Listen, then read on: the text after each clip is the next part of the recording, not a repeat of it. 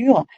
Par exemple, on va découvrir Eurogenfort, le SNAPS, le Conseil national des activités privées de sécurité.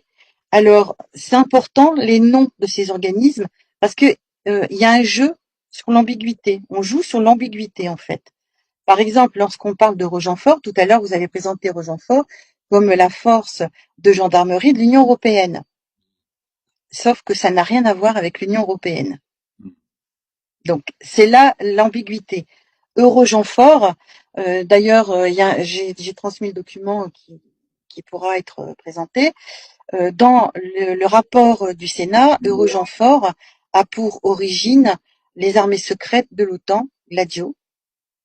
Et donc, il arrive à un moment donné où ces armées ne parviennent plus à se faire financer au niveau privé.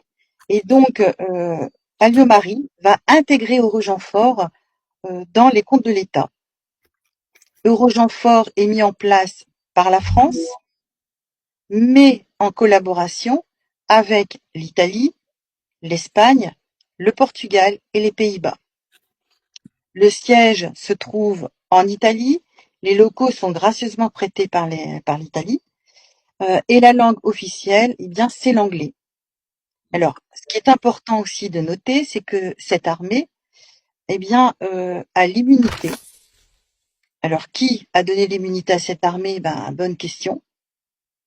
Et donc, ça, c'est les critères d'Eurogenfort. Et Eurogenfort est dirigé par un conseil de ministres interministériels qu'on appelle le CIMA. Alors, ils ont aussi la possibilité d'intervenir dans tous les pays sans demander l'autorisation à l'État concerné. Alors, pour financer cette armée, eh bien, c'est là que le gouvernement français va geler des lignes de budget auprès de la gendarmerie et de la police. Voilà. Donc c'est pour ça que notre gendarmerie, notre police va se retrouver en difficulté parce que les budgets ils vont piquer dans les budgets du ministère de l'Intérieur et aussi des armées pour pouvoir financer cette armée parallèle puisque c'est une armée parallèle. Avez-vous une idée du budget dont vous parlez, le budget français par exemple, pour Eurogenfort? Alors, je vous avoue que de tête, non, j'ai pas l'idée. Sachant que pour retrouver ça dans les comptes du ministère des Finances publiques, c'est très compliqué parce qu'en fait, ils jouent sur les intitulés des comptes. D'accord. Auparavant, on avait quelque part une espèce de comptabilité analytique. On pouvait définir qui revenait à quoi, tandis que là, on parle de défense. Alors, de défense, on y met tout et tout ce qu'on veut, quoi. Donc, c'est quelque peu compliqué. Et quelle est la mission officieuse alors de Rogenfort aujourd'hui, dit en quelques mots simples, facilement compréhensibles? Quel est leur terrain de jeu, si je puis dire? Alors, des terrains de jeu, ils en ont plusieurs. D'après ce que nous qu'on a pu observer et surtout la manière dont on a pu découvrir l'existence de Rogenfort, c'est dans les pays comme au Mali, au Yémen. Donc ils interviennent de façon comment dire non en dehors du respect protocole en fait, et on les retrouve dans les liens avec les terroristes et compagnie, quoi. Donc, ce sont des personnes qui sont là pour mettre en difficulté la population et l'État qui est en place. Le président malien en parlait il y a quelques jours de ce que vous évoquez. Ce qui est quand même extraordinaire, c'est que l'ONU, comme le Conseil de sécurité, comme la Cour pénale internationale, aucun ne parle d'Eurogenfort, alors que si on prend les comptes rendus du ministère des Armées, par exemple les comptes rendus de Monsieur Le Drian à l'époque, il mentionne des guerres hybrides.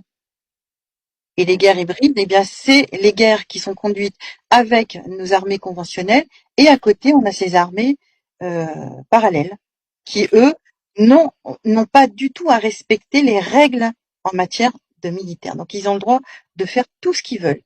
La C'est un torture, peu la force Wagner, c'est ça? la même chose. C'est la même chose. Wagner est une armée dont le siège se trouve en Argentine et qui fonctionne exactement de la même façon qu'Orogenfort. Ok, ok.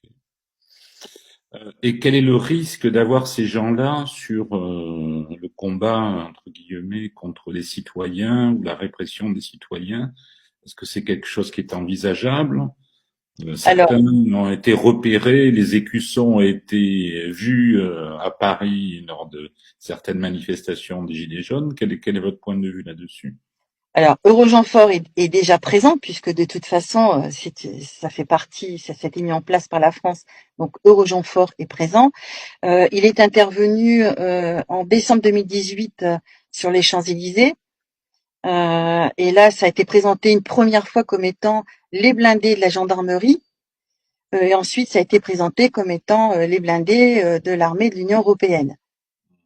Et là, les journalistes, enfin les médias, ont vraiment été... c'est des fake news de leur part, puisque l'armée de l'Union européenne s'appelle Eurocorps, et de tous les cas, elle ne peut intervenir dans un pays que si, à la demande de l'État concerné. Donc, dans ce cas, cela aurait voulu dire que c'est la France qui aurait fait appel à l'Union européenne pour stopper le mouvement des Gilets jaunes.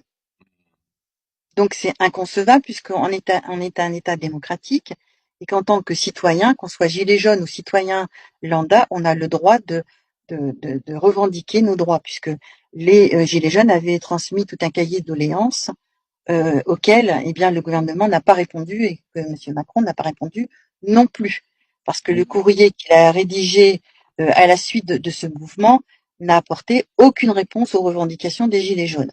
Soyons clairs. D'ailleurs, on pourrait consacrer une Oui, heure pour décortiquer ce courrier. absolument, absolument. Mais Voilà. ce n'est pas le propos du jour. Alors, il faut savoir qu'ils ont rapidement retiré les blindés parce que juste auparavant, en juillet 2018, il y avait eu la commission sénatoriale sur l'état des forces de l'ordre. Et justement, les gendarmes s'étaient plaints qu'ils n'avaient pas de moyens pour fonctionner. Donc, ils comprenaient pas d'où venaient ces blindés.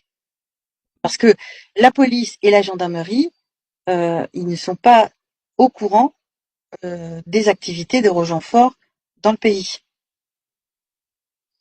C'est piloté à quel niveau? Quelle est la structure de pilotage de cette armée parallèle, là? Et ben, ça se fait avec le ministère de la Défense. C'est le D'accord. ministère de la Défense avec le ministère de la Justice et le ministère de l'Intérieur. Ok. Ok. Parce que il faut savoir que